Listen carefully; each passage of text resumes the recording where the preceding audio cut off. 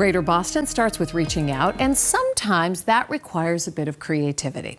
Here's an example. Someone put up a box, not for mail, but for people to share their secrets. And so naturally, we wanted to know more. We wanted to talk with the creator. But first, well, we had to track them down. And WBZ's Mike Sullivan found the right way to do it. Nestled in Brighton lies a mystery. A box not for mail, but for a short list. From thoughts all the way down to lies. I guess this wouldn't count as a secret, more of a written request. Dear Not Mail, we came by to do a story. A chance for the owner to explain to us why. All right, now let's drop it in the box. This week we left a note and our number. Let's see if they answer. A day later, our note was picked up.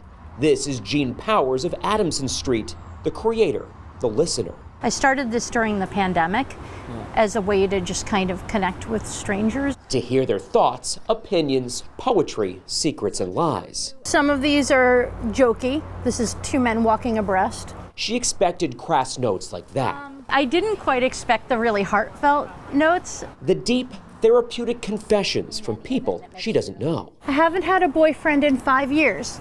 I started seeing this guy and it's going really well. Sometimes I'll try to figure it out because I'll be like, well, you know, can I match the note to the person? And I never can. Like the human heart is just such a mystery. Do you feel like it's a bit of psychology, like you're almost giving them a release?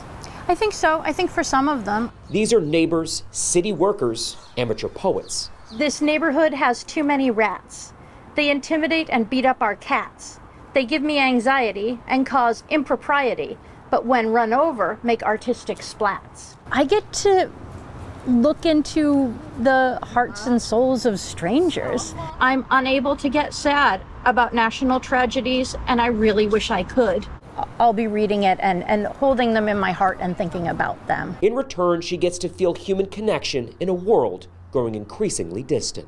What sort of person would go through the trouble of like writing this beautiful poem and doing this gorgeous watercolor only to leave it in the not mailbox of a total stranger without knowing what's ever going to happen to it? Yeah. Like, what a gorgeous humanity we are. In Brighton, I'm Mike Sullivan, WBZ News.